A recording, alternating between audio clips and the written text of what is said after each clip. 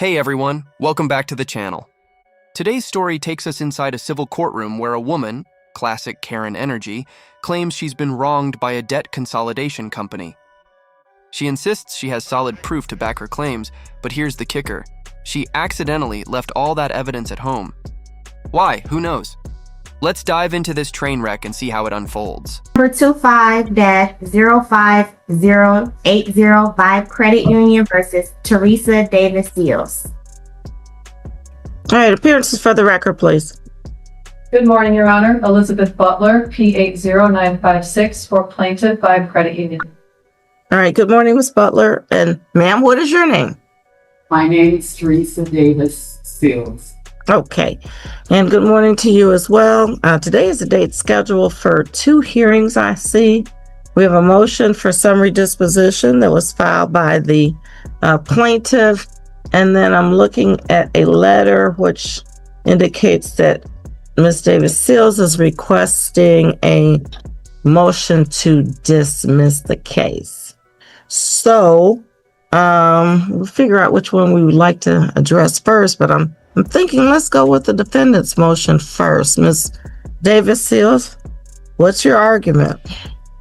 Okay, Your Honor, I would like to say that Ms. Butler has no case, and the information that she has compiled in her packet that she does have, it basically has come from me, from the mediation that we had of my receipts. She has no information, and she's now wanting this hearing to further get additional information from me to work against me, which is ridiculous. And I only came to this hearing today just to find out more about Ms. Butler and her affiliation with this credit union, why she's even with them, why is she working for this particular situation. I have no dealings with her and her organization or her company, and I see no reason to even be having this whole case situation to begin with. I tried working with that credit union one-on-one myself. It was not necessary for them to take this route. And now they have put her out here not equipped because she doesn't have any information. They didn't give her any. And now she wants to use me to work against me, which is crazy. This is why she wants this meeting today. She wants to hear additional information. And I purposely left my information at home. I have additional information other than this makeshift packet that she put together. And I purposely didn't bring it because, as I stated, I want to hear more about her affiliation with this company, and to let her know that the information that she does have is inaccurate. Thank you for pointing out that what she's saying isn't accurate. Now, can you please explain how that's true? And maybe show us some actual proof that you didn't deliberately leave that so-called evidence at home. Okay. Well, now you've asked me to dismiss the case. And in order to do that, we would have to have a legal basis to do that. And I hear that you're not happy with the fact that she's filed the case. You don't understand who she is. You don't like the fact that she's got information from you that she's using in the case, which, by the way, that's okay. Either side can use information from the other side. As a matter of fact, that's a process that we call discovery. And it is authorized under the Michigan court rules that you can ask each other specific questions about your side of the case or their side of the case, whichever you want. Any factual information, questions can be asked. You can ask for documents. Documents can be provided both ways, from the plaintiff to the defense, if the defense wants to see documents that the plaintiff has, and vice versa. So that part is technically okay. But for you to ask me to dismiss the case, I just can't dismiss the case. I have to have a legal grounds to do that. And I'm not really hearing specific legal grounds, although I am hearing some other things that you're not happy about. So Your Honor, can I say something else? I just want to bring out all of the rest of my feelings and information and everything concerning this case on September the 25th for the trial. As I stated before, the reason I don't want to keep giving information pertaining to Ms. Butler here is because she has no information and she's trying to use me to build the case. Ma'am, that's okay. That happens. You You could be talking to them, not me. Well, let me say this. It's if this case gets to trial, it is their burden to prove the case. But they can do that by any type of information, whether they got it from you, whether they got it from their client, the credit union, whether they got it from answers that were filed to interrogatories or your response to the complaint.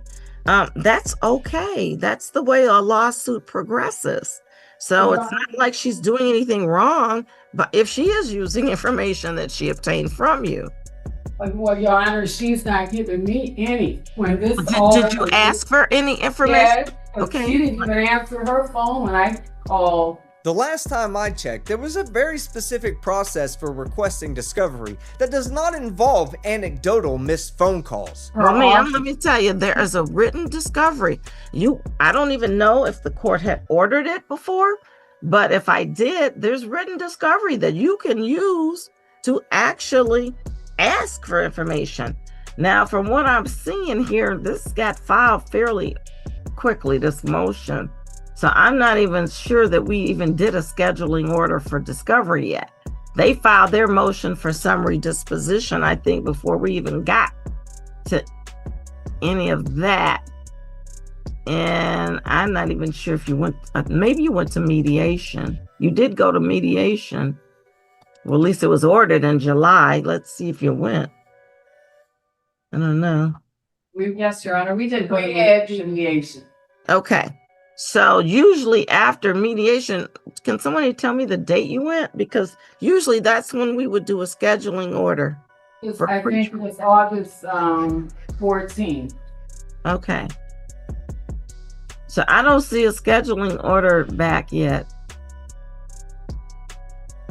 This motion got filed though in August. Your Honor, may I respond to the defendant's motion, or do you even need me to file? Yeah, well, I'm gonna let you say what you need to say. I just wanted to make sure she was clear on the fact that some of the things she's complaining about are okay. So go ahead and respond, Ms. Butler. Thank you, Your Honor. I mean, you said that there needs to be a legal basis for a motion to dismiss, and thank you for explaining that my client's entitled to ask for information from her. We attended the mediation, and I had asked her for copies of checks. I wanted to make sure my client had the right balance, that she was giving credit for all of her payments. She kindly provided that, and my client reviewed, and we filed our motion for summary disposition based on the balance, and we included a full accounting with the motion. That's what she had wanted to see, and she was served with a copy of the motion. I'm happy to Let me interrupt you a minute. I'm looking on my electronic filing and I see the motion itself, but I don't see, let me see if there's a brief. I was looking for the brief and I couldn't find it. We filed a brief with exhibits and a proof of service and a notice. Okay, let's see. I do see something that says exhibits, so let me see if that's it.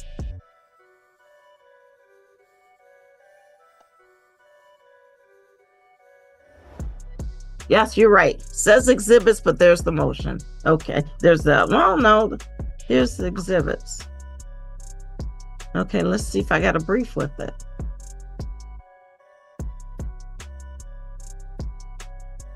Okay, I've got all of the exhibits that you've attached right here. And it just says exhibits, but there's no motion. Let's see, notice of hearing and, there's no brief. I've got the motion, which is just your standard motion, but I don't have the argument. Do you know what date that you filed the brief? On August 18th, the same day we filed the motion and those exhibits. Okay. Have So the let file me, stamped everything, copy. let me look at everything from August 18th. So here's the motion. And the motion does not have any anything else attached to it. It's just got a motion, and it appears to be about 2 pages.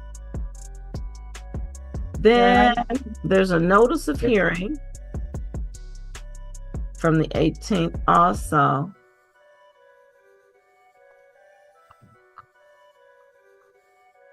And that's 1 page with a date to be determined by the court.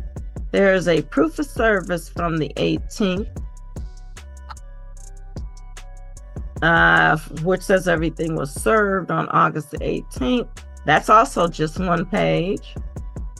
Then on the 18th, here is a proposed order. That's 1 page. Then the next document. Aha! There it is. I must have missed it before. Here's the brief. No problem, Your Honor. Okay.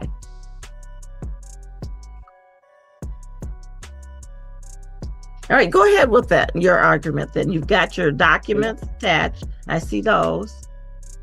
Yes, Your Honor. This relates to a loan that Ms. Davis Seals took out with my client, the credit union. She seems to be under a misunderstanding that my office owns the debt. We're just the lawyers to provide credit union. They still own the debt. We're not a separate debt buyer in any way. We're just humble attorneys. Yeah, you're just representing the credit union. Correct. Mm-hmm. Ms. Davis Seals had a loan before this loan that's the basis of the lawsuit. The loan that's the basis of this lawsuit was a debt consolidation loan, where she was given a new loan. So Ms. Davis Seals had made payments on that prior loan, and my understanding is that she's concerned she didn't get credit for those prior payments. I think what she's not understanding is that this was a new loan, and the payments made before don't apply to the new loan. The new loan encompassed all her prior payments and what she'd owed before. After mediation, she kindly provided my office with copies of her receipts. I had my client double check everything to make sure that all her payments were credited. She had admitted that she missed some payments, which is the basis of the default on the loan. Attached to the motion for summary is a full accounting of all her payments and also an affidavit of account from my client confirming the balance. That was the basis for the motion for summary. She doesn't seem to be contesting that she took out the loan, that she owes money. She just was worried about the payments, thus the full accounting affidavit of the balance. I'll also point out she hasn't filed a response to the motion. Maybe if you want to consider her letter a response to the motion, she still has not presented any genuine issues of material fact that would justify a trial, nor has she stated any valid defenses. This motion is under 2.116, C9, and C10. If she doesn't present anything that would contest this balance, there really isn't much more for the court to review based on what we've already provided. That's why we ask that this court consider denying Ms. Davis Seals' motion to dismiss and granting this motion for summary disposition. Again, there's really nothing to review further at a trial. There would have been something else to review if this idiot would have brought it with her instead of leaving it at home on purpose. That was a smooth brain move, Karen. All right, thank you so much. Okay, so Ms. Davis Seals, I'm going to give you a chance to respond, but the gist of her argument is that, number one, she's just the lawyer for the credit union. She's not trying to collect the debt for any other entity other than the credit union. And that's how she's involved in the case. Number two, she indicated that at the mediation, she got your documents to make sure that you were credited for any payments that you had previously stated that you made, and that there was a prior loan, and then you got this new loan for debt consolidation. And they verified that all of your prior payments were indeed credited to the other loan. And this is a new loan. And that you've admitted that you pretty much owe this loan. There's no question there that you owe that debt. You had missed a couple payments, so that's the default. And otherwise, she says she's checked her balances and this is the correct amount that's due, so that there really is no issue to go to trial on. And if there's no issue to go to trial on, we could enter judgment for the credit union today. because there's no issue. A trial is held when there are actual issues that we're not sure. Well, what's the facts? This Okay, case, she argues these are the facts. No one's disputing the facts. I'm So- disputed. Your Honor, let me speak on each one of those issues you just mentioned. Number one, this is a debt collection agency that's working for them. They have bought out this account from this credit Ma'am, there's union. no evidence of that. That they have. The paperwork that I, excuse- let me finish excuse me. talking. Your I Honor. need you to, I have to be based in reality here. So I need you to show me what documents you have that support the fact that they bought the debt and that they're actually the people collecting it, because the lawsuit is not in the name of the law firm. And it's okay for a debt collection law firm to represent the credit union because the credit union is trying to collect a debt. And they typically do hire debt collection firms to do that. So Okay, you Your have Honor, to- let me ma'am, finish. Let me finish. Ma'am, you can't say that to the judge. listen, Okay, I'm sorry. sorry. I'm sorry. Okay, I'm not there, okay. and I'm not going to try to overtalk you. Okay, I'm sorry, Your Honor. And I'm the one that knows what's going on. I understand the law and I understand this process. And I've looked at these documents and I'm trying to explain it to you. But if you want to overtalk me, that's not going to work. Now, I'm fully happy to listen to anything you have to say. That I am willing to do. But if it's not right, I'm going to have to tell you that. And we got to move forward from I there. understand. Okay, go ahead. Okay, so here's the whole situation. I took out the loan and I did that. It was a double loan. I started with one. They merged that first one in with the second one. It became a combined one loan. There could have been something for the court to review today if she had simply brought her evidence instead of leaving it behind on purpose. Honestly, that was a next-level brainless move. Out of that one loan, I have paid over $8,000 and plus dollars for that whole loan. It became a consolidated one loan. And they are not accurately giving me the credit for the amount that I have paid. Okay, ma'am. Well, you're going to have some documentation to show I me. have it. It's at home. Like I said, I didn't bring anything. Today was the date to bring it. We don't get to trial when there's a motion pending. And in order to actually respond to the motion, you needed to have brought your information today.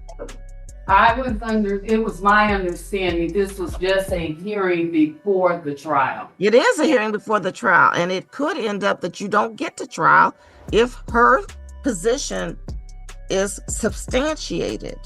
Well, it's not accurate. They have false information regarding what I have paid, and everything else that she's saying about this, what they have done is false and against what is actually true. Okay, and ma'am. I wanted to bring out all of my information You don't have during it. the trial. That's what I thought I could do. We don't get there. This is the date to do that. This is a motion for summary disposition. That means this is the date where the case could be totally dismissed, and we don't get to trial based upon their motion. This was the date for you to file a response, like she said, which you did not do, but that's okay. If you had brought some information today, we could have dealt with it orally to some degree.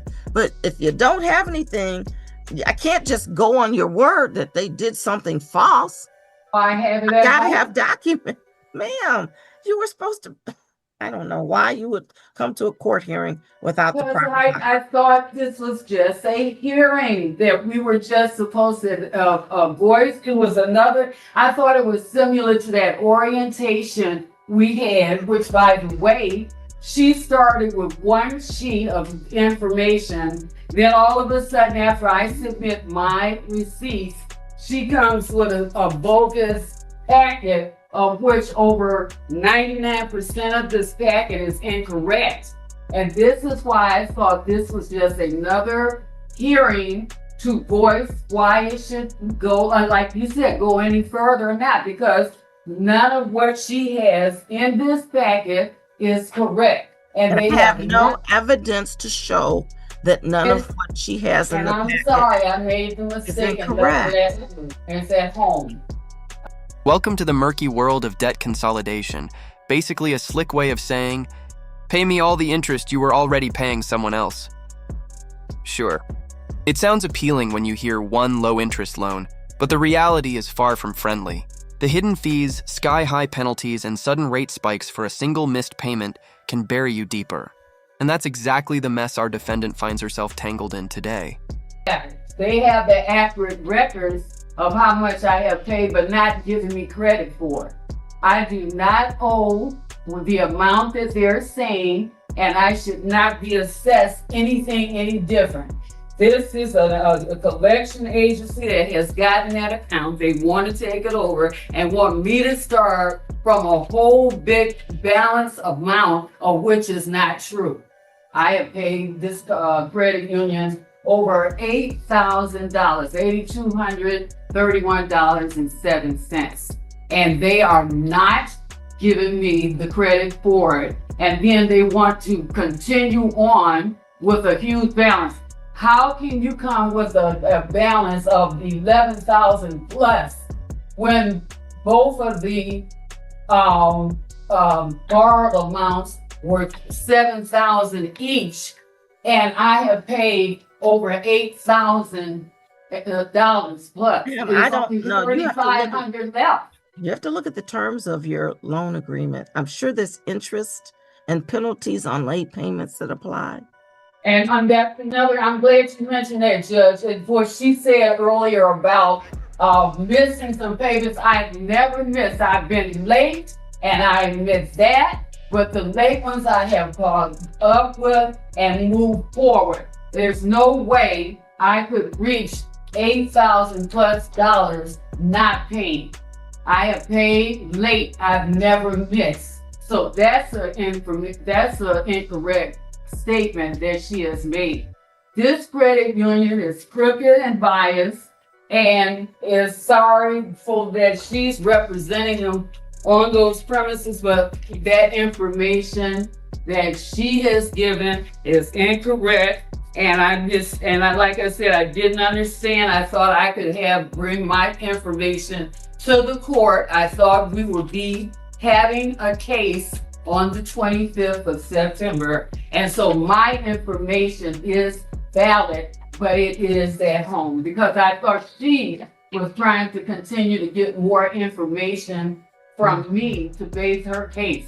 Now, if you had read the motion, it says in the body of the motion that she's asking the court to enter a judgment against you today at this hearing. That's what the motion says. It doesn't say she's trying to get any information from you. It says she's looking for a judgment. And if she gets a judgment, that's the end of the case. There is no trial. Well, Your Honor, I would still like to request the trial to go through for the 25th. I can't do that, ma'am. Allow I me have to to do- resolve the motion today. I can't do that. That's why she filed the motion. It's inaccurate, and it was not my clarity. I had a lawyer through the Lakeshore situation, and they completely just dropped me midstream, no assistance. And when I came back in, they later came out here. They came to the court and were meeting people downstairs. I asked why was I dropped. They could not give me a valid. Only thing the lady said was, well, we're short-staffed. But yet they had started in the middle of my situation. It's unfair to me to have taken on this type of a situation by myself. I had my legal help that I thought I had snatched completely from under me for no real valid reason. They had already started. So to tell me that they were short or they have a lot of people, that was an injustice. If you're standing in court claiming to have evidence but left it sitting at home, then let's be real, you've got absolutely nothing.